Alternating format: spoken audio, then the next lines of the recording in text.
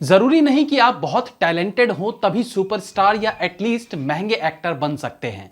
आज समय बदल चुका है। आज अगर आपके पास अच्छी पीआर टीम है जो आपको दिन रात दुनिया के सामने चमकाने में लगी रहती है, जिन पर आप लाखों करोड़ों रुपए खर्च करते हो, तो आपको आम एक्टर से खास एक्टर बनने में देर नहीं लगेगी। आज बॉलीवुड में हर छोटे बड़े एक्टर के पास अपनी पीआर टीम होती है। पीआर टीम यानी प्रमोशनल टीम, जिनका काम होता है एक्टर की अच्छी छवि को दिखाना, उसके छोटे कामों को बड़ा करके दिखाना या उनकी फिल्मों को हिट दिखाना। यानी भले थिएटर में फिल्म फ्लॉप रही हो, लेकिन पीआर टीम अलग अलग तरीकों से सोशल मीडिया पर यह फैलाते हैं कि फिल्म ने जबरदस्त कमाई की, करोड़ों का बिजनेस किया, जिसके लिए पैसे खर्च होते हैं। अखबारों में, मीडिया में, सब जगह पैसे देकर फिल्म के बारे में अच्छा अच्छा बुलवाया जाता है। और ऐसा अभी हाल ही में रिलीज हुई एक बड़ी फिल्म के साथ भी देखा गया, जिसकी कमाई करोड़ों में बताई जा रही है, लेकिन एक्चुअली में फिल्म टाइम टाइम फिश रही। लेकिन अब से 15 साल 20 साल पहले तक ये पीआर एजेंसी वाला फंडा नहीं था। स्पेशली उन एक्टर्स के लिए तो बिल्कुल नहीं था जो कैरेक्टर रोल्स निभाते थे। ना वो पीआर एजेंसीज को अफोर्ड कर सकते थे और ना ही वो स्टार बनने का सपना बुनते थे। कई ऐसे एक्टर्स थे जो बस अपना काम करते चले गए, लेकिन अंदर ही अंदर वो इंटरनेशनली इतने बड़े हो चुके थे कि भले भारत में उन्हें लोग उनके दो चार किरदारों के कारण जानते हों, लेकिन देश से बाहर उन एक्टर्स ने खूब ख्याति कमाई। लेकिन अब क्योंकि इंटरनेट का जमाना है, तो इन एक्टर्स की पॉपुलैरिटी के बारे में लोगों को पता चल रहा है। आज हम एक ऐसे ही एक्टर के बारे में बात करेंगे जिनके लिए यही कहूंगा कि इनके खाने के दांत अलग थे और दिखाने के दांत अलग। वेलकम टू पलट तेरा ध्यान किधर है।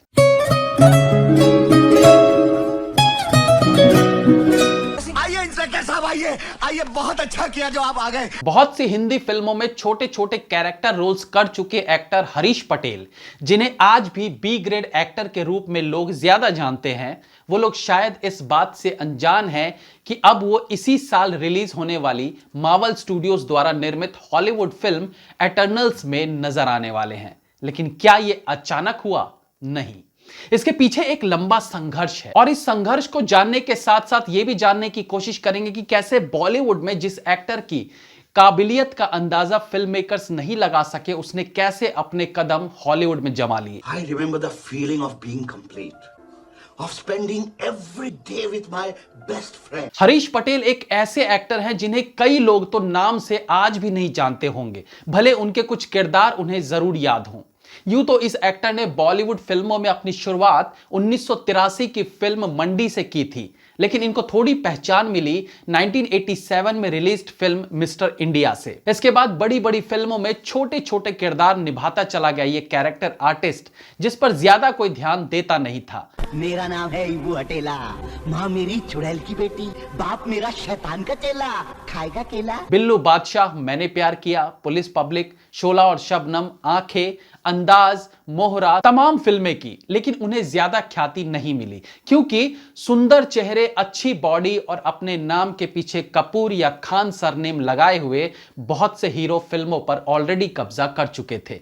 और सही पूछिए तो उस वक्त ऑडियंस को भी वही लोग भाते थे। हॉलीवुड फिल्मों का बहुत ज्यादा चलन भारत में उस वक्त था नहीं, तो मेनली यूं कहिए कि हम कुएं के मेंढक बने हुए थे।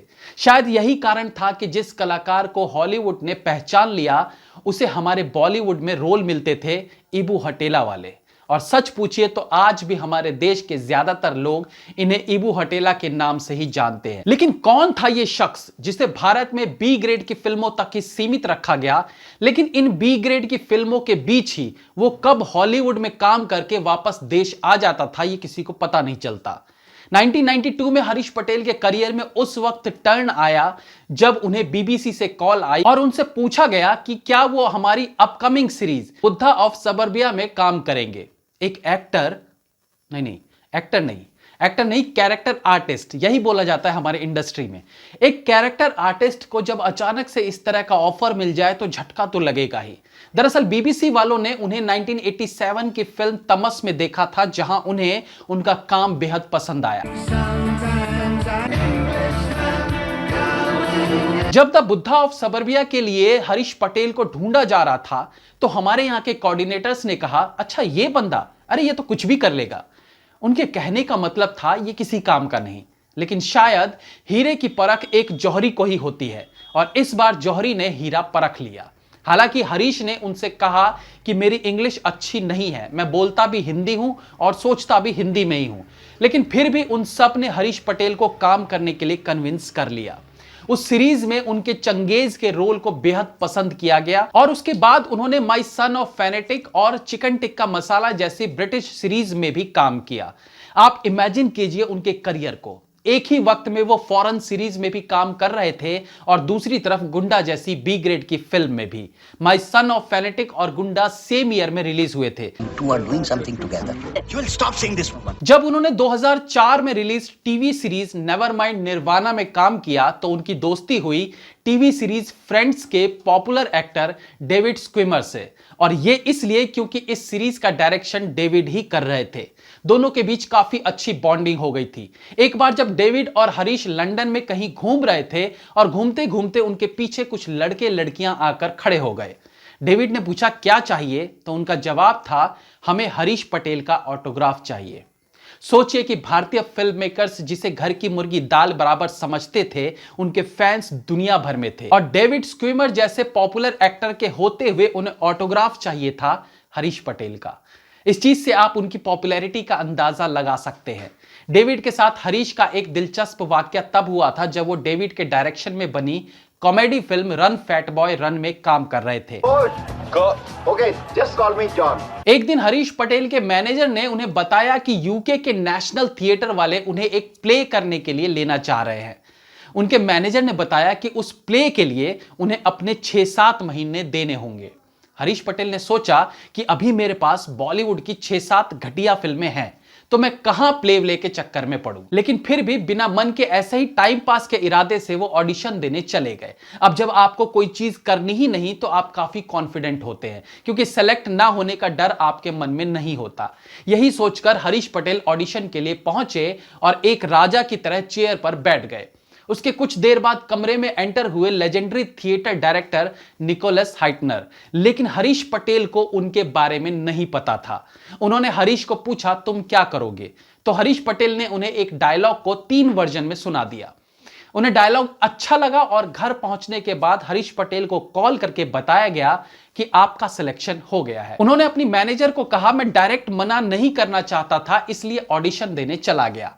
मैं ये प्ले नहीं करूंगा, मेरे पास ऑलरेडी 6-7 बॉलीवुड फिल्म्स है करने को। ये बात सुनते ही उनकी मैनेजर ने उन्हें कहा भाड़ में जाए आपकी ये फिल्में, आप जानते हैं आपको क्या मौका मिला है। हालांकि हरीश पटेल प्ले को करने में खास दिलचस्पी नहीं दिखा रहे थे। इस बीच रन फैट बॉय रन की शूटिंग चल रही थी। इसी बीच बारिश आ गई और सब टेंट की तरफ चले गए। हरीश पटेल भी एक जगह बैठ गए और कुछ सोच रहे थे।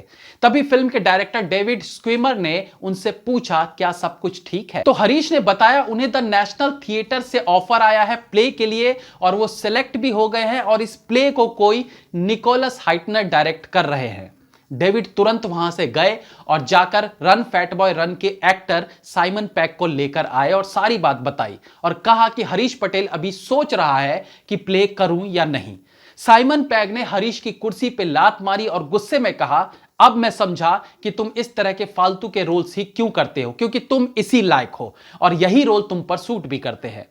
तभी वहां सारा क्रू पहुंच जाता है और ये जानकर शॉक्ड रह जाते हैं कि हरीश को निकोलस हाइटनर के डायरेक्शन में प्ले करने का मौका मिल रहा है। उस वक्त हरीश को आभास हुआ कि वो क्या मिस करने जा रहे हैं। इस प्ले के रिहर्सल के लिए जब वो नेशनल थिएटर में जाते थे तो शुरू में गेटकीपर उनसे एंट्री बुक भरवाता था। फिर जब उन्हें रिहर्सल के दौरान स्टैंडिंग ओवेशन मिलती थी तो गेटकीपर उन्हें पहचानने लगा और उनके लिए सम्मान के साथ डोर खोलने लगा। इस प्ले में हरीश पटेल का काम इतना अच्छा था कि उस वक्त के यूके के प्राइम मिनिस्टर ने उन्हें ड्रिंक्स के लिए बुलाया था। इतना ही नहीं, उस साल के ब्रिटिश मैगजीन के कवर पेज पर हरीश पटेल की तस्वीर छापी गई थी जिस पर लिखा था थिएटर रिकॉर्ड। इसके बाद उन्होंने today's special, the driver, lies we tell और 4 वेडिंग इन ए फ्यूनरल जैसी तमाम सीरीज और फिल्में की। ये था वो एक्टर जिसने दुनिया के बड़े बड़े महारथियों के साथ काम किया, जिसकी कला के फैन खुद यूके के प्राइम मिनिस्टर थे और जो आज भी मजाक में बोलते हैं कि लंदन के किसी बार में बैठ जाऊं तो 3-4 पैग तो फैन की तरफ से ही ऑर्डर हो जाते हैं। ऐसे एक्टर को हमारे देश में आज भी गुंडा जैसी सी ग्रेड फिल्म के लिए जाना जाता है। उनके कैरेक्टर इबू हटेला के कारण जाना जाता है। आप इस एक्टर की इस कहानी को लेकर क्या सोचते हैं हमें अपनी राय कमेंट सेक्शन में जरूर बताइएगा। That's all for today friends. Please like, comment, share and subscribe the channel if you like the video. Like me on Facebook, links are in the description. Be safe, have fun. मिलते हैं अगली बार फिर किसी नए episode के साथ। तब तक के लिए